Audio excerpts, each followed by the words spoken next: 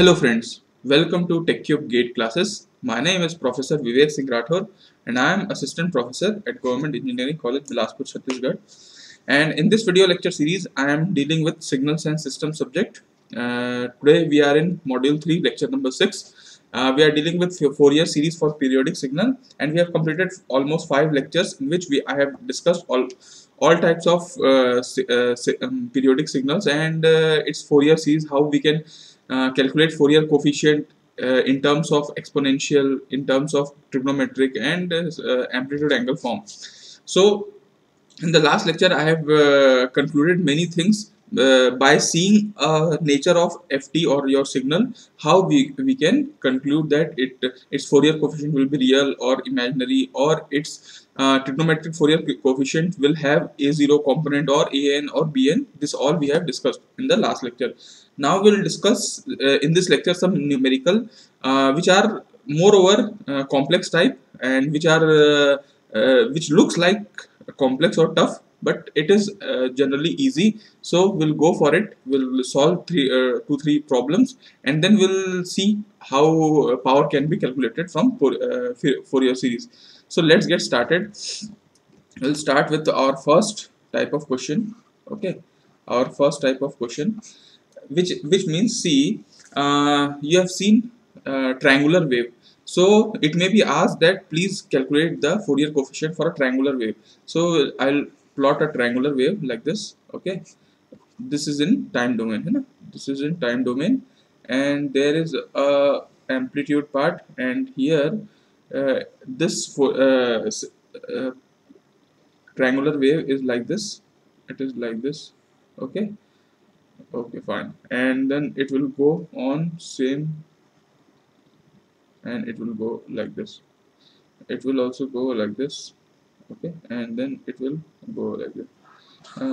Diagram is not so accurate, but you can understand that it is a triangular wave. Okay, so it is varying from, see, minus t by 2 values there, here t by 2 values there. Okay, and 0 t by 2, this is 3 t by 2, and next it will come, it will t. So okay, then what we'll do, okay, this much values is given, and here maybe it is okay, I think okay, this is not 3t by 2, it is t only, and then it will go on. So your signal one period will be from 0, it may be start like this, from 2t by 2, and then it will start here. So this is a one period signal. Okay, and here also this so this will be minus t. This is your periodic signal, and you need to find the Fourier coefficient of this signal. So how you will do it? See, one method is definitely your trigonometric series is there, that you can obviously calculate ft is equal to, you will calculate a0 plus n is equal to 1 to infinite a n cos n omega naught t plus b n sin n omega naught t. Okay, so this values you will calculate, but this value, for calculating this value, you need to take integration, and then again a n f t into cos omega n omega naught t will multiply, and then you will integrate. Its complexity will increase.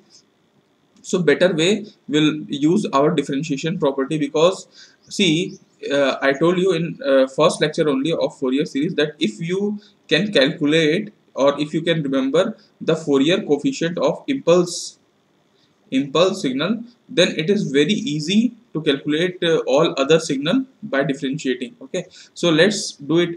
We'll differentiate it, because the property of differentiation, what it suggests, that if ft Fourier coefficient is Cn, then definitely df by dt, है ना, will have Fourier coefficient as Jn omega naught into Cn. If we'll do double differentiation, okay, if we'll do double differentiation of ft, we'll get Jn omega naught whole square of Cn. Okay, so I think because this is a ramp signal, ये एक ramp signal आपको दिख रहा होगा, triangular wave एक ramp signal है, slope हो रहा है, So it will have if we'll do differentiation one time, we will get step signal only, and we'll do double differentiation, then we'll get impulse signal. So we need to do double differentiation here. That's why I'm suggesting this.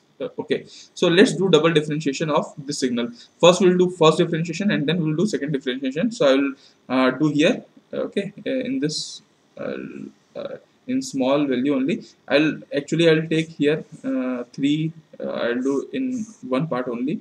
So let's do it uh, double differentiation also. So your signal was like this. Okay, like this. Okay, and this was like this, and so on. It goes like this. Okay, fine. Huh. So ultimately, till t value we have till t value we'll see t, here is t by 2. Okay, fine. Now this value we'll see its value is plus a and minus a. Okay, so first time we'll do differentiation. Then see, I told you while in module 1 only how to do differentiation. See, slope value will differentiate, then it will come step. So see, what will be the magnitude of step will be the slope value. So what is the slope value? If you see, you'll get a if you'll see here. So this is minus a of minus a. We'll do here slope value will calculate of this value.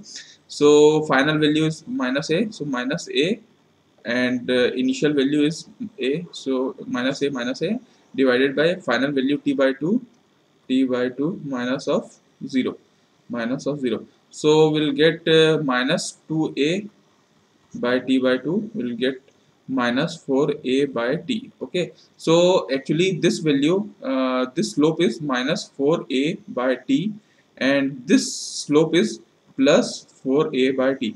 So definitely this the slope what is the slope value will be the magnitude of unit step also. So we'll do here like we'll see uh, from 0 till t by 2 the value is minus 4a by t. So we'll from 0 to t by 2 it's minus 4a by t. So I will write minus 4a by t, है ना? And we'll go on, and next again this slope is plus 4a by t. So from t by 2 to will to t we are having plus 4a by t. So we'll do like this, and from again it will go down, so it will again go like this. So this value is plus 4a by t, है ना? And like this only, same, this value is increasing, so this value is like this, it will go like this, and it will go like this, and then it will go like this, and so and on. So this is actually your first time differentiation of your triangular wave. Now second time differentiation we'll do, I think I'll do with blue color. You know, differentiation of step signal is unit impulse signal, and what will be the area of unit impulse will be the same as the change of the slope, change of the step. So see, at t is equal to 0, the graph is taking a negative step of plus 4a by t, final value minus initial value, final value minus initial value. So final value is minus 4a by t, and initial value is plus 4a by t. So total step change will happen at t is equal to 0 is minus 8a by t. Okay, so we can write here at this value, it is minus 8a by t. Okay, fine. And at t is equal to t by 2, it is again increasing. It is increasing. A step change is happening, positive step change. Which positive step? Plus 4a by t minus of minus 4a by t, total 8a by t. So we can write here this is as impulse signal, and 8a by t is their magnitude or area, you can say. Again it will go on down, minus 8a by t, and so on it will happen. It will again, this is going up, this is going down, and like this is going on. So this will be plus 8a by t. So final triangular wave second differentiation we are getting like this series of impulse signal. You know that series of impulse signal, like see, we have already studied that if at t is equal to 0, at t is equal to t is equal to let's suppose t only, and 2t, 3t, and it goes on like this. So what will be the Fourier coefficient of this? Fourier coefficient of this type of impulse signal, which is starting means which is having a positive, let's suppose area is 1 and amplitude is 1, and then it is taking every value at t is equal to t, 2t, 3t, and so on. So its Fourier coefficient will be 1 by t. We have already calculated this value earlier, है ना? So here also you can see this is actually a negative version of this. You can see of downside one, it is happening at minus 8a by t at t is equal to 0. Again at t is equal to t time period, it is minus 8a by t, again 2t, 3t, like this it will happen. So downward that signal is there now, that can be represented as minus 8a by t, and your Cn will be there, Cn will be 1 by t is there. Okay, so for downside we can take Fourier coefficient like this. Okay, this is the Fourier coefficient of downside signal, and upside signal Fourier coefficient will be, see, this is actually at t is equal to t by 2 it is there. So it is actually a same signal like this, shifted, delayed at T is equal to T by two, मतलब जो ऊपर वाला signal है वो थोड़ा इसके जैसा ही है, लेकिन वो शिफ्ट हो गया है T is equal to D by two से, वो डिलेड वर्जन में. तो अपन इसको लिख सकते हैं कि 8a बाई टी तो है, 8a by T is there, and Cn 1 by T will be there, लेकिन शिफ्ट हुआ है. तो आपको शिफ्टिंग प्रॉपर्टी याद होगा, शिफ्ट होता है टाइम पीरियड में, तो अपन e टू द पावर कुछ चढ़ा देते हैं और कितना शिफ्ट हुआ है वो उतना अपन करते हैं. जैसे t बाई टू शिफ्ट हुआ है तो jn omega naught t by two ये रहेगा. तो अल्टीमेटली ये जो सिग्नल है, this series of impulse signal is there, its Fourier coefficient is like this. So we can calculate it further. जैसे इसमें अपन 8a बाई टी को कॉमन ले लेते हैं, मान लीजिए, है ना, 8a बाई टी को अगर अपन कॉमन ले लेते हैं, मान लीजिए टी स्क्वायर है ना, तो 8a बाय टी स्क्वायर को कॉमन माइनस भी ले लेते हैं. चलिए, तो अपना पास आंसर क्या आएगा, 1 आएगा, और यहाँ पे आ जाएगा माइनस में e टू द पावर, ठीक है, e टू द पावर. अच्छा, ये डिलेड था, मतलब ये एडवांस नहीं था, सॉरी, मैंने यहाँ पे एक वो गलती लिख दिया. यहाँ पे ये माइनस आएगा क्योंकि ये एक्चुअली शिफ्ट हुआ है राइट हैंड साइड पे. तो राइट हैंड साइड पे तो अपन जनरली एफ टी माइनस, असल में हुआ क्या है यहाँ पे, F T minus T by to हुआ है ना, ये सिग्नल शिफ्ट हुआ है राइट हैंड साइड पे. तो डिलेड में अपन माइनस इस्तेमाल करते हैं, इसलिए यहाँ पे माइनस आएगा. तो यहाँ पे अपन लिख सकते हैं minus J N omega naught T by two. ये आपका पोर्शन हो गया कंप्लीट, मतलब ये पोर्शन आपका लिखा गया. अब इसको सॉल्व ही तो करना है, और क्या है, सॉल्व करना तो बड़ा आसान है, क्योंकि इसका फोरियर कोफिशिएंट अपना है minus 8a bye T square तो रहेगा ही, है ना, 1 माइनस. अब देखिए इसको अपन कैसे सॉल्व कर सकते हैं,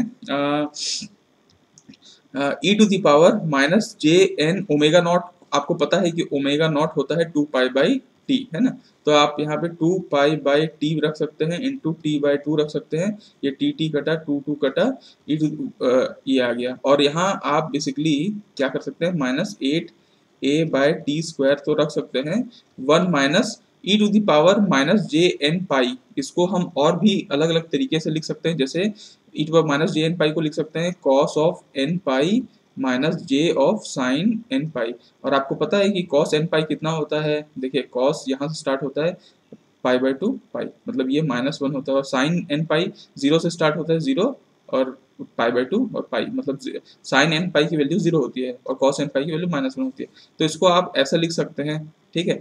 तो बेसिकली देखिए, या फिर आप वैसे ये वाली वैल्यू तो पूरी 0 हो ही जाएगी, क्योंकि साइन एन पाई हमेशा 0 ही हो जाती है ना. तो अब आपको ये पता नहीं ना कि साइन कॉस, अगर सिर्फ कॉस पाई होता तो मैं आपको -1 बोलता, लेकिन कॉस एन पाई है, तो आपको यहाँ पे इसको आप ऐसे लिख सकते हैं कॉस ऑफ एन पाई, है ना, इतना आप लिख सकते हैं. लेकिन क्या हम यही खोज रहे थे क्या, एक्चुअली ये जो आपने निकाला है ये किसका फोरियर कोफिशिएंट है, इसका फोरियर कोफिशिएंट, लेकिन ये इससे कैसे रिलेटेड है जो हमारे क्वेश्चन से.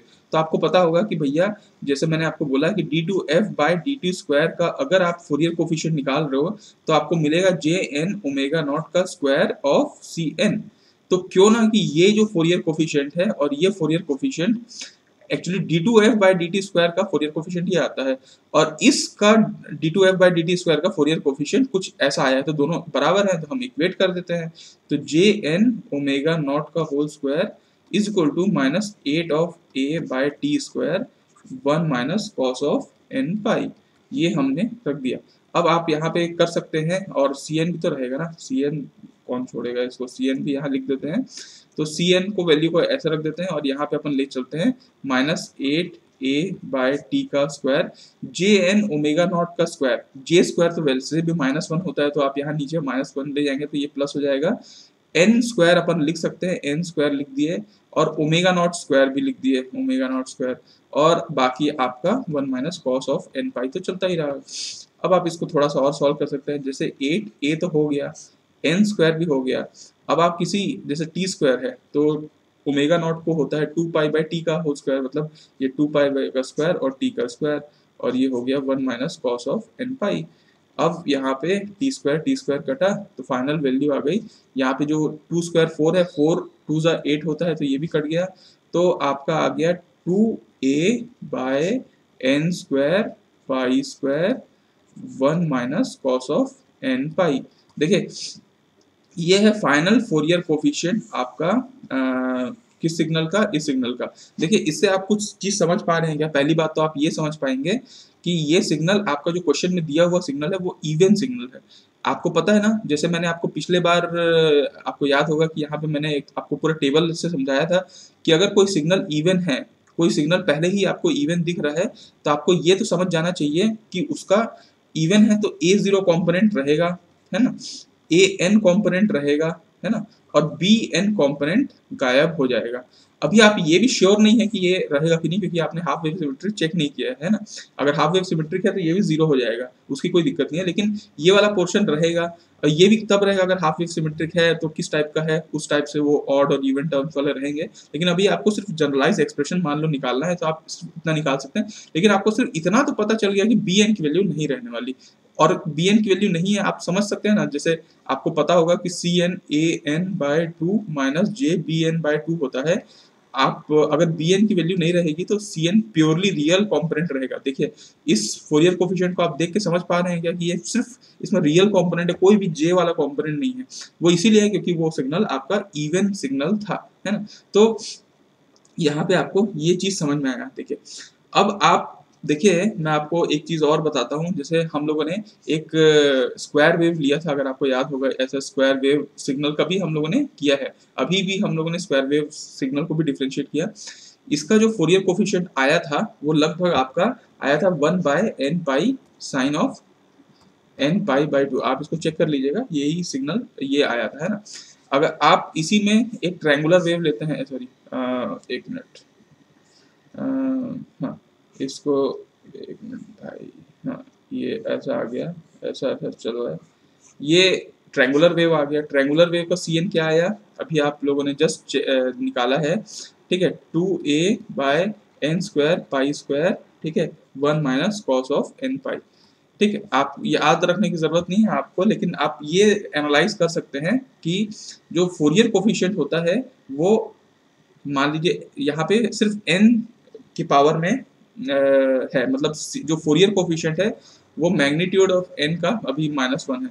यहाँ पे आप फोरियर कोफिशिएंट देखिए वो n टू -2 का प्रोपोर्शनल है। कहीं ना कहीं आप ये देखेंगे कि यहाँ पे देखिए, यहाँ पे जो जैसे यहाँ पे ये स्लोप है mt प्लस c होता है ना, तो ये जो ft है वो डायरेक्टली प्रोपोर्शनल है t के, है ना। यहाँ पे t टू द पावर 0 के ft डायरेक्टली प्रोपोर्शनल होता है।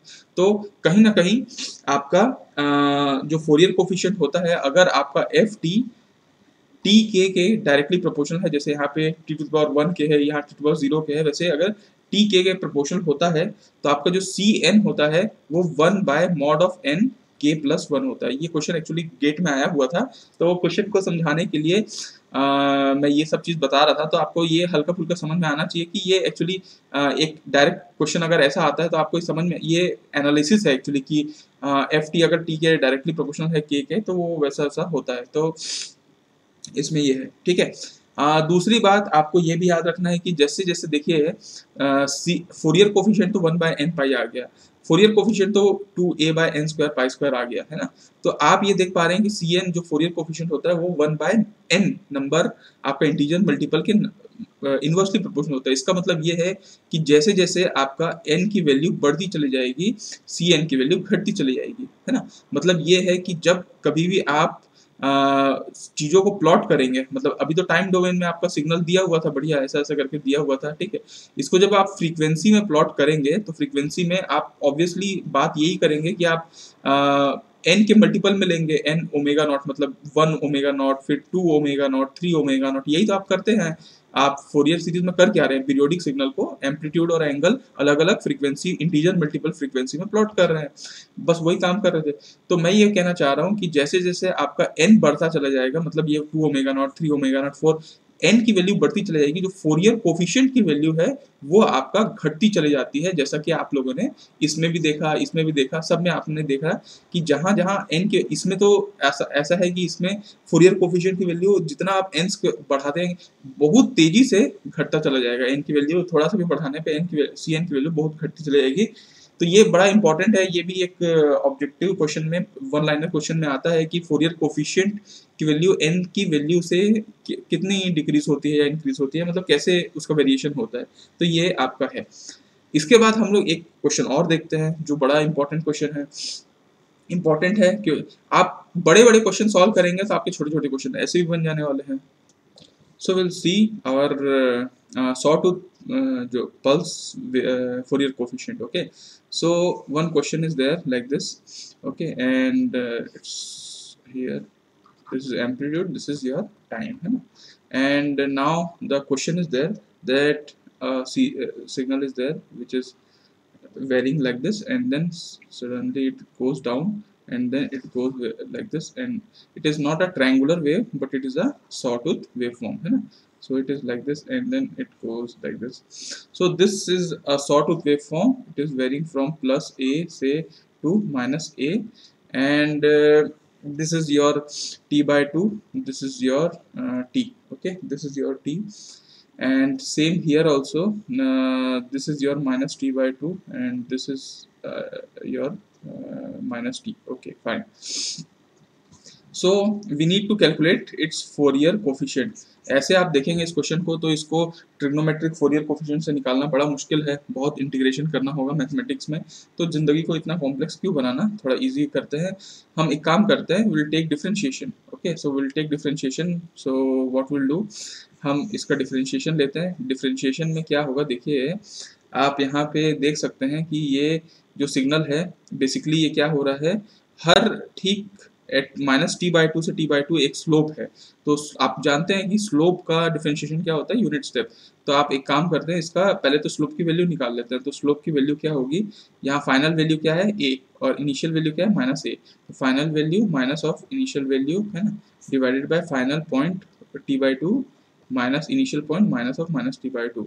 तो यहाँ पे आ जाएगा 2a बाय यहाँ पे t, है ना। तो इसका जो स्लोप की वैल्यू है वो आ जाएगा 2a/t। तो ऑब्वियसली कि जो रैंप है, रैंप का जो डिफरेंशिएशन होता है वो यूनिट स्टेप होता है, और यूनिट स्टेप का जो मैग्नीट्यूड होगा वो कितना होगा, वो होगा उसके बराबर। तो माइनस t/2 से t/2 अगर अपन यहाँ माइनस t/2 ले, ठीक है, माइनस t/2 यहाँ पे अपन t/2 ले, तो इसका जो फोरियर इसका डिफरेंशिएशन क्या होगा स्लोप का, इस स्लोप का होगा स्टेप। तो यहाँ पे आपका आ गया ये स्टेप, है ना, ये स्टेप, ये आ गया आपका ये, ठीक है। क्या ये स्टेप कहीं पे गिर रहा है, मतलब जैसे पिछले बार में अपन क्या किया था, यहाँ से फिर ऐसे आ गया था तो वो एक दूसरा स्टेप ले लिया था नीचे, तो अपन ऐसा ऐसा बना दिए थे, है ना। इसमें क्या करेंगे, ठीक t/2 से नेक्स्ट जो यहाँ पे आएगा 3t/2 वहां तक फिर ये स्लोप बढ़ ही रहा है with the same slope, same slope value है। तो फिर t/2 से अगला जो वैल्यू है वहां तक फिर ये चीज ऐसा सेम रहेगी, और फिर ये आगे भी रहेगी, और सेम यहाँ पे भी देखिए at t is equal to minus t/2, और यहाँ से आप माइनस 3t/2 से देखिए तो यहाँ से यहाँ तक की वैल्यू फिर से ये बढ़ ही रही है, ये बढ़ ही रही है। मतलब आप किसी पॉइंट पे ये नहीं देख रहे हैं कि ये वैल्यू अलग अलग है। स्लोप की वैल्यू में देखिए सेम स्लोप है, सेम स्लोप है, सेम स्लोप, मतलब हर पॉइंट पे सेम स्लोप आ रहा है, तो ये वैल्यू ऐसा आ जाएगा, ठीक है, ये वैल्यू ऐसा आ जाएगा। और इसकी वैल्यू कितनी रहेगी, ये इस डीसी सिग्नल की ये रहेगी इसकी जो स्लोप की वैल्यू है, दैट इज +2a/t। और ठीक अगर आप यहाँ पे देखें, जैसे यहाँ पे -t ले लें, यहाँ पे t ले लें, अगर आप इसको आगे देखें तो आप यहाँ देखेंगे कि एट ठीक t/2 ये एक स्टेप चेंज भी लेता है। आपको पता होगा, मैंने फर्स्ट मॉड्यूल में भी पढ़ाया था कि सॉ टूथ वेवफॉर्म दो चीज से बनता है, एक तो स्लोप से भी और एक आपका स्टेप से भी, है ना। तो स्टेप चेंज हो रहा है एट t=t/2, क्या हो रहा है कि वो +a से -a की तरफ नीचे आ जा रहा है अचानक से, और फिर स्लोप वापस हो रहा है। तो एट t=t/2 कितना चेंज हो रहा है, -2a का स्लोप चेंज हो रहा है। तो यहाँ पे मैं इसको येलो कलर से दर्शाता हूँ, -2a का स्टेप चेंज हो रहा है। अब स्टेप का तो डिफरेंशिएशन ऑब्वियसली इम्पल्स होता है, और उसकी वैल्यू कितनी होगी, जितना स्टेप चेंज हुआ होगा, तो -2a। आप देखेंगे कि हर पॉइंट पे at t is goal to यहाँ -t/2 में भी स्टेप चेंज हुआ नीचे, तो यहाँ पे भी आप -t/2 में भी ऐसे स्टेप चेंज नहीं करते हैं। फिर यहाँ 3t/2 में ये नीचे आएगा, ये -3t/2 में ये नीचे आएगा। तो हर ऐसे t/2 के अंतराल में, मतलब t/2 फिर +t आप करेंगे, है ना। देखिए यहाँ से t में तो नहीं है, लेकिन ऐसा 3t/2 में ये फिर से नीचे आ रहा है, तो ये सारी वैल्यू आएंगी। तो क्या आपको ऐसा देख के लग रहा है क्या कि ये जो ये नीचे वाला जो है ये बिल्कुल एक इम्पल्स सिग्नल की तरह है। और इम्पल्स सिग्नल की तरह है तो अगर आप जैसे ये ft है, अगर आपका ये ft था जो क्वेश्चन में दिया हुआ है ना, तो आपको पता है कि ft का जो फोरियर कोफिशिएंट होता है वो cn होता है ना। तो df/dt का फोरियर कोफिशिएंट क्या होगा, jn ओमेगा नॉट cn। अब आप ये समझ लीजिए कि ये तो df/dt आ चुका है, ये सिग्नल आपका df/dt आ चुका है, इसका फोरियर कोफिशिएंट निकालते हैं। तो इस सिग्नल का फोरियर कोफिशिएंट निकालना बिल्कुल इम्पल्स ट्रेन है, नेगेटिव इम्पल्स ट्रेन है, और t/2 से खसका हुआ इम्पल्स ट्रेन है। तो यहाँ पे अपन लिख लेते हैं, देखिए आपको इम्पल्स का तो पता है ना, इम्पल्स का एट t=0, एट t=t, और चलता चला जाएगा ये। तो इसका फोरियर कोफिशिएंट क्या होता है, 1/t होता है ना। तो ऑब्वियसली df/dt का अपन जैसे इसी टाइप का सिग्नल है, लेकिन वो क्या हुआ है, एक तो नीचे है और ऊपर से खसका हुआ है ना। तो अपन इसको लिख लेते हैं, इसका जो फोरियर कोफिशिएंट है ये df/dt का बेसिकली फोरियर कोफिशिएंट यहाँ पे है। बेसिकली देखिए 1/t तो होगा ही, 1/t तो होगा ही, और उसके बाद बेसिकली यहाँ पे क्या होगा, इसका जो मैग्नीट्यूड है वो -2 है, तो -2 तो अपन लिख देते हैं, इंटू 1/t अपन लिख देते हैं। और ये 1/t और कितना खसका हुआ है, e⁻, देखिए ये जो आपका ये वाला जो सिग्नल है, ये वाला जो सिग्नल है ये t/2 से डिलेड है, मतलब आप कहीं ना कहीं इसको ft - t/2 लिख सकते हैं, है ना। तो यहाँ पे आप लिख सकते हैं e⁻ jn omega not t/2, ये आप लिख सकते हैं df/dt का फोरियर कोफिशिएंट। और अगर ये फोरियर कोफिशिएंट आ गया है, देखिए ये कब कब है, ये जब जब आपका n is not equal to 0 होगा, तब आपका ये चीज होगा। और n इज इक्वल टू 0 पे तो ये df/dt की वैल्यू 0 ही होगी, n इज इक्वल टू 0 पे, है ना। तो अपन क्या करते हैं, देखिए इसका अपन निकाल लेते हैं वैल्यू। इसका वैल्यू कैसे निकालेंगे अपन, -2a/t है, ठीक है, -2a/t है, ठीक। और आपका है e⁻ jn omega not, omega naught को अपन लिख लेते हैं 2π/t, और इसको अपन लिख लेते हैं t से, है ना, t/2 अपन थे, तो इस ये कट जाएगा, ये भी कट जाएगा, आ जाएगा -2a/t e⁻−jn π। तो ये -e⁻−jn π आपको पता है ना, e⁻−j π को अपन लिख सकते हैं cos π - j sin π, और cos π की वैल्यू होती है -1, j sin π की वैल्यू होती है 0। तो आप इसको ऐसा भी लिख सकते हैं -2a/t -1n, है ना। तो ये e⁻−jn π को आप ऐसा भी लिख सकते हैं -1n। तो ये तो आपका किसका फोरियर कोफिशिएंट आ गया, df/dt का फोरियर कोफिशिएंट बेसिकली ये है जो हम लोग यहाँ पे निकाल रहे हैं। लेकिन df/dt का Fourier coefficient jn omega naught cn भी होता है, तो jn omega naught cn is equal to -2a/t आपका -1n होगा। तो क्यों ना इसको नीचे ले जाएं, तो cn हो जाएगा, ये नीचे आएगा -2a/t जे एन बी हो गया, ओमेगा नॉट को अपन 2 पाई बाई टी भी लिख सकते हैं, इंटू टी हो गया -1 to the power n, T T कटा, टू टू कटा, आंसर जे ऊपर आ गया तो आपका आ गया जे, ऊपर लिखे जे तो प्लस जे हो गया, तो सी एन की वैल्यू हो गई आपकी ए, ठीक है, जे -1 ऊपर में, जे तो आपका आ ही गया है, जे ऊपर में आ चुका है, और आपका आ गया है नीचे में एन पाई, है ना, एन पाई, या फिर जे को, हाँ चलिए लिख लेते हैं जे को ऐसा, और -1 टू द पावर n आप इसको कर सकते हैं, ठीक। तो बेसिकली देखिए ये आपका सी एन की वैल्यू है। सी एन की वैल्यू ऐसा क्यों है, क्योंकि ये सिग्नल आप कहीं ना कहीं देख पा रहे हैं, ये सिग्नल ऑड सिग्नल है, और ऑड सिग्नल होने के वास्ते ये सिग्नल प्योरली इमेजिनरी टर्म यहाँ पे आ रहा है, इसमें रियल टर्म कहाँ है, अब यहाँ पे नहीं देख पा रहे हैं रियल टर्म, ठीक है, तो रियल टर्म यहाँ पे मौजूद नहीं है, और ये बिल्कुल भी इसका जो वैल्यू है वो कुछ ऐसा फोरियर कोफिशिएंट आएगा, ठीक है। तो देखिए अगर आपको कोई बोलेगा कि इसका ट्रिग्नोमेट्रिक फोरियर कोफिशिएंट निकालिए, तो आपको ये पता है कि सी एन की वैल्यू होती है a n by two minus j b n by two, ये होती है। ऑब्वियसली ये ऑड सिग्नल है तो ए एन की वैल्यू तो एग्जिस्ट करेगी, तो minus j b n by two को आप यहाँ पे लिख सकते हैं j a by n by -1 to the power n होता है। तो आप अगर जे को कैंसल आउट करें और बी एन की वैल्यू को आप लिख दें माइनस, इधर लिख देते हैं -2a ऑफ n पाई और -1 टू द पावर n, और इसको आप ये माइनस साइन को, अब ये भी -1 है, ये भी -1 है, तो आप इसको चढ़ा भी सकते हैं, तो आप इसको लिख सकते हैं माइनस, सॉरी इसको आप लिख सकते हैं 2a बाय n पाई, ठीक है, -1 टू द पावर n+1। तो ऑब्वियसली आपका बी एन की वैल्यू आ गई, अगर बी आ गया, ठीक है, और जो कि ये फोरियर जो आपका मतलब सिग्नल है, तो यहाँ पे ऑड सिग्नल है, तो ऑड सिग्नल के लिए A0 की वैल्यू भी नहीं आती है, ये भी हम पहले ही पिछले लेक्चर में देख चुके हैं। तो इसकी फोरियर अगर आपको सीरीज निकालने बोलता है, जो कि फोरियर सीरीज ऐसा होता है, summation of n is equal to 1 से infinite a to n cos of n omega naught t plus B N sine N omega naught T.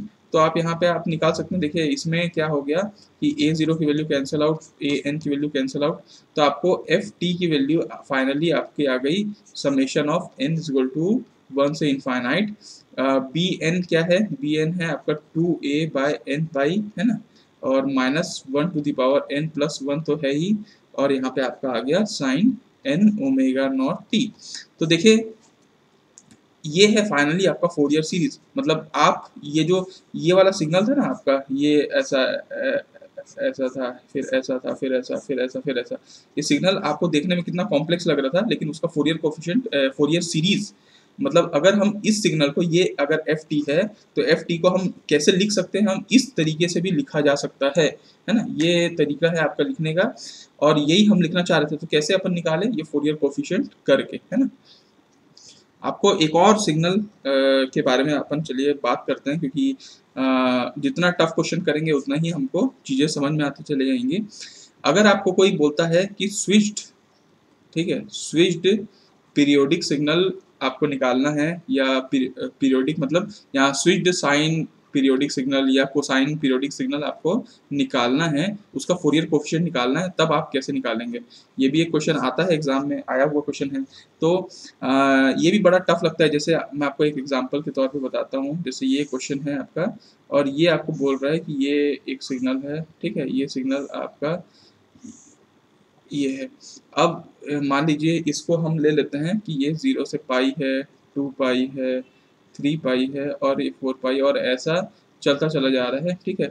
और सेम सिग्नल 0 से स्टार्ट नहीं हो रहा है, ये सिग्नल ऐसे आपका है और ऐसा है, और ये हो रहा है माइनस पाई, और जो इस सिग्नल का आपको फोरियर कोफिशिएंट निकालना है, फोरियर सीरीज इसको लिखना है फोरियर कोफिशिएंट के फॉर्म में। तो अब आप कैसे करेंगे, ये आप इसको बोल सकते हैं कि देखिए ये स्विच हो रखा है, मतलब आप कभी साइन वेव को मानेंगे तो साइन वेव कुछ ऐसा ऐसा ऐसा ऐसा ऐसा होता है, आप इसको rectify, full wave rectified signal भी बोल सकते हैं। अगर आपको फुल वेव रेक्टिफायर पता है तो फुल वेव रेक्टिफायर का भी आउटपुट ऐसे ही आता है ना। अगर आप देखिए इसको, देखिए अगर आप साइन सिग्नल को आप एक पल्स के साथ मल्टीप्लाई कर देते हैं, फिर आपका ये पल्स सिग्नल के साथ मल्टीप्लाई कर देते हैं, तो ऑब्वियसली बात है कि ये जो नीचे वाले वैल्यू है वो सब जीरो के साथ मल्टीप्लाई होकर जीरो हो जाएगा, और सिर्फ ये सिग्नल आपका आपका एग्जिस्ट करेगा, है ना, ये सिग्नल आपका एग्जिस्ट करेगा, बट ये सिग्नल हाँ, तो ये लेकिन ये सिग्नल जब मल्टीप्लाई होगा तो आपका आउटपुट कैसा आएगा, कुछ ऐसा आएगा, ये आएगा फिर ब्लैंक रहेगा फिर ये आएगा, लेकिन ऐसा हमको नहीं चाहिए, हमको ऐसा चाहिए। तो ऐसा सिग्नल करने के लिए क्या होता है कि आप ये सिग्नल को भी रिवर्स कर देते हो, मतलब ये भी ऊपर आ जाता है, ठीक है। इसको मैं येलो से दर्शाता हूँ, जो नीचे वाला पोर्शन है वो भी ऊपर आ जाता है ना, तब जाके ये सिग्नल बनता है। इस सिग्नल को हम बोल सकते हैं फुल वेव, ठीक है, full wave rectified sine signal. तो आपको अगर कुछ ऐसा सिग्नल आता है बनाने, तो आपको कैसे आप अप्रोच करेंगे वो हम लोग यहाँ पे देखते हैं। देखिए हम अभी तक करने की क्या कोशिश कर रहे हैं, जितना भी टफ क्वेश्चन आ रहा है उसको हम लोग टाइम डिफरेंशिएशन प्रॉपर्टी ही लगा रहे हैं और उसको सॉल्व करने की कोशिश कर रहे हैं। वो बड़ा आसान हो जा रहा है हमारे लिए सॉल्व करना, है ना, और हम अल्टीमेटली एक इम्पल्स सिग्नल का हम फोरियर ट्रांसफॉर्म, वो फोरियर कोफिशिएंट लेते हैं और उसी से हम रिलेट करके सारा क्वेश्चन बनाने की कोशिश कर रहे हैं। ऑब्वियसली बात है क्योंकि हमको सी एन का ए एन और बी एन से रिलेशन पता है, तो हम वहाँ से निकाल लेते हैं, ठीक है। ओके फाइन, अब हम क्या कर सकते हैं, देखिए इस सिग्नल को हम कैसे करें। सबसे पहले आपको ये पता होना चाहिए कुछ चीज इस सिग्नल के बारे में हम जब बात करेंगे, क्योंकि डिफरेंशिएशन करेंगे, ऑब्वियसली ये साइन सिग्नल है, साइन का डिफरेंशिएशन कॉस होता है, कॉस का माइनस साइन होता है, तो हम इसको थोड़ा सा एक्सपांड करके समझते हैं कि ये होता कैसे। देखिए मैं यहाँ left hand right hand side पे लिखता हूँ, D by D T of sine signal, sine T होता है कॉस ऑफ टी, ये होता है ऑब्वियसली बात है, sine of D by D T of sine T cos T होता है, और D by D T of cos T होता है माइनस साइन टी, ठीक है। और फिर हम जब इसको वापस लिखते हैं तो ऑब्वियसली बात है ये कि वो वैसी वाली हो जाती है। तो हम एक काम करते हैं, देखिए आपका जो साइन सिग्नल है वो कुछ ऐसा ऐसा ऐसा है ना, ये साइन सिग्नल की डेफिनेशन वो है, मतलब साइन सिग्नल जो होता है आपका साइन, है ना, साइन सिग्नल, ये अगर आप देखें 0 से पाई बाई 2, ठीक है, और ये आपका आता है पाई, है ना, 0 से पाई बाई 2, सॉरी 0 से पाई बाई 2, और ये आपका पाई, है ना, फिर ये 3 पाई बाई 2, और ये आपका आता है 2 पाई, ये ऐसा होता है। तो साइन सिग्नल की वैल्यू, ये वैल्यू 1 है, तो साइन सिग्नल की वैल्यू 0 से, अगर आप पाई की तरफ देखें, 0 से पाई की तरफ देखें, 0 से पाई की तरफ देखें, तो वैल्यू क्या हो रही है आपकी, या फिर आप देखिए 0 से पाई बाई 2 अगर आप देखें तो वैल्यू हो रही है 0 से 1, वैल्यू एक्सटेंड कर रही है 0 से 1, है ना, और पाई बाई 2 से अगर आप पाई देखें तो वैल्यू क्या हो रही है 1 से 0, यही वेरिएशन आ रहा है अगर आप यहाँ पे ध्यान से देखें तो, ठीक है।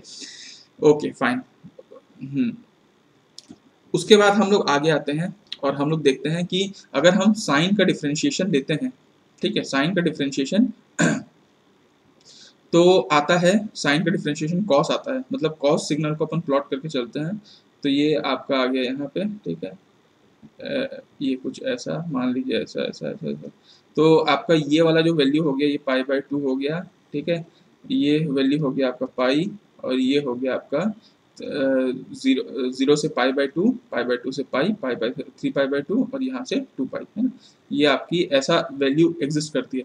अगर अपन कॉस सिग्नल की बात करें तो कॉस सिग्नल अगर अपन देखें 0 से पाई बाई 2, अगर अपन देखें तो वैल्यू कितनी हो रही है 1 से 0, है ना, 1 से 0 की वैल्यू हो रही है, और पाई बाई 2 से पाई की वैल्यू अगर अपन देखें तो पाई बाई 2 से पाई की वैल्यू हो रही है 0 से -1, 0 से -1 वैल्यू एक्सटेंड कर रही होती है। ओके फाइन, तो कहीं ना कहीं हम यहाँ देखते हैं कि अगर अपन कॉस सिग्नल को 0 से पूरा पाई तक देखें तो वैल्यू कहाँ से कहाँ तक आ रही है, +1 से -1 तक, +1 to -1 वैल्यू एग्जिस्ट करती है, ये आपका कॉस सिग्नल में है, याद रखिएगा। और वही चीज साइन सिग्नल में अगर अपन 0 से पाई तक देखते हैं तो 0 से पाई देखिए, 0 से पाई तक वैल्यू कितनी हो रही है 0 से 1, 1 से 0, मतलब टोटल वेरिएशन कितना हो रहा है 0 से आपका +1 वेरिएशन हो रहा है ना, मतलब अल्टीमेटली इतना ही वेरिएशन हो रहा है 0 से +1। ओके फाइन, अब हम लोग आते हैं और हम देखते हैं, चलिए d by D T of cos t, अगर अपन d by D T of cos t लें तो होता है -sin t। ये सब मैं क्यों ले रहा हूँ इस चीज़ को आप थोड़ा सा समझिएगा, क्योंकि देखिए हम लोगों को अल्टीमेटली डिफरेंशिएशन प्रॉपर्टी लगानी है, तो डिफरेंशिएशन कहाँ से कहाँ वेरी कर रहा है वो हम यहाँ पे देख रहे थे। अब इसको थोड़ा सा सॉल्व करने की कोशिश करते हैं। यहाँ पे एक वैल्यू आ गई, ये चलिए इसको हम लोग यहाँ पे लेते हैं, ये सिग्नल था आपका, ठीक है। इसको अभी मैं सिर्फ राइट हैंड साइड ही प्लॉट कर रहा हूँ, लेफ्ट हैंड साइड नहीं कर रहा हूँ, समझिएगा बस इसको। तो देखिए यहाँ पे आपका टी आ गया, यहाँ पे पाई ले लीजिए, 2 पाई, टाइम पीरियड को आप पाई ले लीजिए, 3 पाई, 4 पाई और सो ऑन, ये जा रहा है। ओके, अब आप ये देखिए कि ये सिग्नल है साइन सिग्नल, साइन का डिफरेंशिएशन क्या होता है, कॉस होता है। तो कॉस अपन बना लेते हैं, लेकिन पॉइंट्स क्या रहेंगे, चेक पॉइंट्स आपके पाई, 2 पाई, 2 पाई, 4 पाई और सो ऑन चलता जाएगा। 0 से देखिए ये है आपका साइन सिग्नल। अगर आपको डिफरेंशिएशन करना है तो D by D T of sign क्या होता है, कॉस होता है। तो कॉस आपको पता है ना, कॉस 0 से पाई कहाँ से कहाँ लाई करता है, अभी मैंने आपको बोला कॉस 0 से पाई आपका +1 से -1 वेरी करता है। तो यहाँ पे अगर मान लीजिए +1 है, यहाँ पे -1 है, तो ये कुछ ऐसा वेरी किया है ना, ये वेरी ऐसा होता है। उसके बाद फिर अचानक से पाई से 2 पाई सेम पीरियोडिक सिग्नल, फिर ये वेरी करेगा ऐसा करके, फिर ये ऐसा सेम सिग्नल ऐसा वेरी करेगा, ये सिग्नल ऐसा वेरी करेगा। मतलब कहीं ना कहीं अगर आप देखें तो यहाँ पे एक स्टेप चेंज हो रहा है +1 से -1, +1 से -1 के बीच में, इन दोनों के बीच में ऐसा स्टेप चेंज हो रहा है ना, ये आपको ध्यान देना है। इसी चीज़ को मैं समझाने के लिए इतना तामझाम कर रहा था, इतना सब कर रहा था। अब हम क्या करते हैं, अब हम आगे बढ़ते हैं और अब हम इसको नीचे की तरफ लेके चलते हैं। चलिए यहाँ पे, क्योंकि हमको क्या करना है, ये अभी हमारा नहीं आया है ना, ये हमारा सिग्नल अभी नहीं आया है। इसमें हम करना क्या होगा, बेसिकली हमको स्टेप जब तक आ जाता है, इम्पल्स आ जाता है ना, तब तक हमको कोशिश करना है। इम्पल्स आ जाए तो फिर तो बात खत्म हो जाएगी अपनी। तो देखिए D by D T of sine T cos T हो गया, ठीक है, अच्छी बात है। मतलब यहाँ पे इस सिग्नल को देखने के बाद आपको ऐसा लग रहा है कि there is a step change at, there is a step change at कहाँ पे होगा, देखिए ठीक t इक्वल टू पाई पे एक स्टेप चेंज हो रहा है, ठीक t इक्वल टू 2 पाई पे एक स्टेप चेंज हो रहा है, t इक्वल टू 3 पाई पे यहाँ पे आपका एक स्टेप चेंज हो रहा है, और ऐसा हर पाई पाई में स्टेप चेंज हो रहा है। आपको पता है कि जब भी स्टेप चेंज होता है तो उसका डिफरेंशिएशन क्या होता है, इम्पल्स सिग्नल। तो हम एक बार और डिफरेंशिएशन करते हैं और स्टेप चेंज का इम्पल्स सिग्नल हम लेने की कोशिश करते हैं। तो देखिए अगर आप यहाँ से देखें +1 से -1 की तरफ ऐसा डिक्रीज हो रहा था, फिर ये स्टेप चेंज हुआ अपर की तरफ, फिर ये डिक्रीज हुआ और फिर ये स्टेप चेंज हुआ अपर की तरफ। मतलब ये जो इसका स्टेप चेंज है वो अपर की तरफ है, तो इम्पल्स भी ऊपर की तरफ बनेगा। तो इम्पल्स भी हम बनाने की कोशिश करते हैं, ब्लू से बनाने की कोशिश करते हैं। ठीक t इक्वल टू पाई पे हमारा एक इम्पल्स आया, ठीक है, और वो कितना आएगा, देखिए ऊपर से नीचे अगर आप देखें तो वैल्यू कितना चेंज हो रहा है, 2। वैसे ही सेम यहाँ पे भी आपका 2, यहाँ पे भी आपका 2 है ना, और ये सो ऑन चलता चला जाएगा। ठीक यहाँ पे भी आपका 2 की वैल्यू आई होगी, है ना, 2 की वैल्यू। ओके, और ये ऐसा यूं ही चलता चला गया होगा, ऐसा इधर भी आ रहा होगा। ओके, दूसरी बात ये है कि आप इसको तो ये स्टेप चेंज कर दिए, ये जो चेंज हो रहा है इसको भी तो करना पड़ेगा। तो बेसिकली देखिए ये वाला जो सिग्नल है ना +1 से, ये है एक्चुअली कॉस को दर्शा रहा है, कॉस +1 से -1 की तरफ जा रहा है। अभी कॉस का डिफरेंशिएशन क्या होता है आपको पता है ना, D by D T of cos T करेंगे तो आपको मिलेगा माइनस ऑफ साइन टी। अब साइन टी तो ऑब्वियसली बात है कि साइन टी हमारा ऐसा ऐसा था जो ऊपर की तरफ जा रहा था 0 से पाई की तरफ, माइनस साइन टी उसका रिवर्सल हो जाएगा, कुछ आपका नीचे की तरफ ऐसा ऐसा होने लगेगा। तो ऑब्वियसली यहाँ पे भी हम इस चीज़ को दर्शाते हैं, यहाँ पे भी हम इसको ऐसे दर्शाते हैं, ये वैल्यू ऐसे चेंज हो रहा है, ठीक है, और ये ऐसा चलता चला जा रहा है, ये वैल्यू ऐसे चलते, ये है फाइनल आपका आउटपुट। जो वैल्यू यहाँ पे कहाँ से कहाँ तक जाएगा, देखिए ऑब्वियसली बात है कि ये 0 से 1 तक जा रहा था, ये 0 से -1 की तरफ जाएगा। तो फाइनल आपका जो ये सिग्नल था ना, ये जो आपका कहाँ गया, ये सिग्नल था, ये सिग्नल को डबल डिफरेंशिएशन करने में कुछ ऐसा मिलता है। अब लिखना आसान है ना, इसको लिखना आसान है, इसीलिए हम लोग इस तरफ जा रहे थे। देखिए इस सिग्नल का हम लोग वो लिखते हैं, ये सिग्नल कायदे से है d2f/dt² कायदे से। इसका फोरियर कोफिशिएंट लिखते हैं अपन। तो फोरियर कोफिशिएंट देखिए, ऊपर का जो ब्लू पार्ट है, the blue part has Fourier coefficient of it looks like same as that of impulse train. जो हमारा t इक्वल टू 0 पे इम्पल्स ट्रेन था, फिर t equal to t 2t ऐसा था, ये पाई 2 पाई 3 पाई ऐसे पे ये चलता चला जा रहा है। तो इसका ये जो फोरियर कोफिशिएंट है वो बिल्कुल 2/t होगा, एग्जैक्टली 2/t होगा, और t इसका पाई है, एक्चुअली टाइम पीरियड इसका पाई है, तो पाई ही आप लिख दीजिए, है ना। ये ऊपर वाला जो नीले कलर से अपन दिख रहा है, ब्लू कलर, इट रिप्रेजेंट 2/पाई। Okay, fine fine fine, no problem. और ये जो नीचे वाला है, क्या आप इसको ऐसा बोल सकते हैं कि अगर ये सिग्नल ये वाला जो सिग्नल था आपका क्वेश्चन में, जो क्वेश्चन दिया हुआ था, लेट सपोज कि ये क्वेश्चन में GT दिया है, ये GT है, तो क्या ये माइनस ऑफ GT है? सेम सिग्नल है, बस माइनस ऑफ GT है।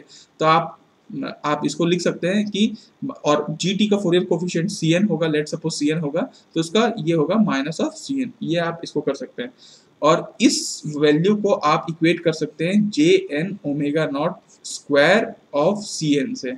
तो यहाँ पे आ जाएगा 2/पाई माइनस ऑफ Cn।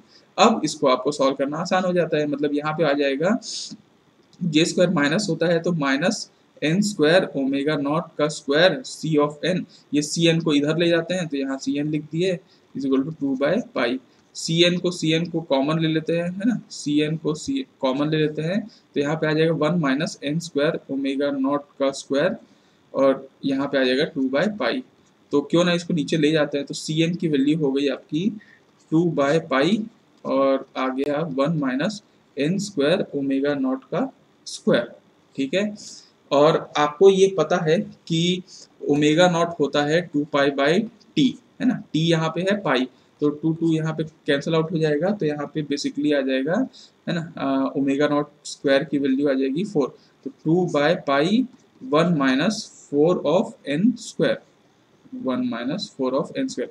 ये सिंपल सा फोरियर कोफिशिएंट है, आप सोच के देखिए, ये सिंपल सा फोरियर कोफिशिएंट है, और ये बिल्कुल रियल है। क्यों रियल है? क्योंकि ये सिग्नल बिल्कुल इवन दिख रहा था, है ना, इवन दिख रहा है, तो ये सिग्नल बिल्कुल, इसमें इमेजिनरी टर्म तो आएगा ही नहीं, तो इसमें इमेजिनरी टर्म नहीं आया। अगर आपको फोरियर सीरीज लिखना है तो आपको ये पता है कि Cn की वैल्यू होती है an/2 माइनस jbn/2, जो कि ऑड नहीं है, इवन है, इसलिए ये वाला पोर्शन कैंसिल आउट हो जाता है। ठीक है, अब इसमें आपको A0 की वैल्यू निकाल सकते हैं आप, जो भी आपको A0 की वैल्यू निकालने के लिए आपको क्या करना पड़ेगा, सिंपल सा तरीका कि आप इसको इंटीग्रेट कर लीजिए, क्योंकि ऑब्वियसली इवन सिग्नल में A0 की वैल्यू आती है, आप इसको एक टाइम पीरियड के लिए बिल्कुल इंटीग्रेट कर लीजिए, और आपका A0 की वैल्यू आ जाएगी, और वो A0 C0 की वैल्यू होगी। An की वैल्यू अगर आपको निकालना है तो Cn की वैल्यू 2/पाई 1 माइनस 4n स्क्वायर है, और यहाँ पे आपका आ गया an/2, तो आपका फाइनली an की वैल्यू आ गई आपकी 4/पाई 1 माइनस 4n स्क्वायर। ये है an की वैल्यू, सिंपल। तो आपको A0 बस निकालना है, A0 के लिए आपको कुछ नहीं करना, सिंपल सा आपको पता है कि A0 वैल्यू निकालने के लिए आपको क्या करना पड़ता है, 1/t करना पड़ता है, 0 से टाइम पीरियड ft dt, यही तो करना पड़ता है, कुछ आपको कुछ मल्टीप्लाई नहीं करना पड़ता। अब आपको पता है कि A0 की वैल्यू क्या होती है, टाइम पीरियड 1/पाई होती है, 0 से पाई कर लीजिए, ft क्या है आपका, साइन ऑफ t है dt। क्या आप इतना नहीं कर सकते? तो यहाँ पे आप A0 निकाल सकते हैं, an निकाल सकते हैं, और ये आपका फोरियर कोफिशिएंट आ जाएगा। तो चलिए, आई होप आपको ये क्वेश्चन समझ में आया होगा। अब इसके बाद मेरे ख्याल से आज हमारा काफ़ी टाइम हो गया है, तो आज के लिए हम रोकते हैं। अगले क्लास में हम लोग पूरी कोशिश करेंगे कि हम पार्सेवल रिलेशन निकालें पीरियोडिक सिग्नल का, और उसके बाद हम डर्शलेट कंडीशन देखेंगे, फोरियर सीरीज एग्जिस्ट करने के लिए क्या कंडीशन है, और वो लास्ट लेक्चर होगा, अगला लेक्चर। उसके बाद हम फोरियर सीरीज कंप्लीट करेंगे, और हम उसके बाद फोरियर ट्रांसफॉर्म की तरफ चलेंगे। हम इसीलिए इतना डिटेल में स्टडी कर रहे हैं, ताकि आपको हर टाइप के क्वेश्चन बनाने का मतलब आप समझ पाए यहाँ पे, और उसके बाद फिर जब आप क्वेश्चन बनाएं तो आपको वो क्वेश्चन आसान लगे। जब आप इससे छोटे लेवल के क्वेश्चन बनाएं तो आपको आसान लगे, इसलिए हम लोग बड़े बड़े अच्छे अच्छे क्वेश्चन भी प्रैक्टिस कर रहे हैं, जितना आसानी तरीके से सॉल्व हो सके। तो इस लेक्चर के लिए हम लोग इतना काफ़ी रखते हैं, फिर मिलेंगे हम लोग नेक्स्ट लेक्चर के लिए। अगर आपको ये लेक्चर पसंद आया होगा या फिर आपको हेल्पफुल लगा होगा तो आप ज़रूर इस वीडियो को लाइक करिएगा, चैनल को अगर सब्सक्राइब नहीं किए हैं तो सब्सक्राइब करिएगा, एंड इसको जितना हो सके उतना शेयर करिएगा ताकि ये ज़्यादा से ज़्यादा लोगों तक पहुँच सके, क्योंकि हमारा एम इसको ज़्यादा से ज़्यादा लोगों तक पहुँचाना ही है। हमारा इस वीडियो को लाने के पीछे, हमारा चैनल बनाने के पीछे ऐसा कोई मोनेटाइज़ करने का कोई फंडा नहीं है। हम लोग इस चैनल को कोई वैसा उद्देश्य से नहीं कर रहे हैं, सिर्फ़ हम इसको लोगों तक पहुँचाना चाह रहे हैं। तो वो आप भी हमारे लिए मदद करिएगा अगर आपको ये चीज़ पसंद आ रही है तो, ठीक है? तो होप आपको गेट एग्ज़ाम के लिए फ़ायदेमंद हो और आप कंटिन्यूअसली इस वीडियो लेक्चर को देख रहे होंगे। नेक्स्ट लेक्चर में मिलेंगे, तब तक के लिए signing off, tata bye bye, see you, have a good day, जय हिंद, जय भारत।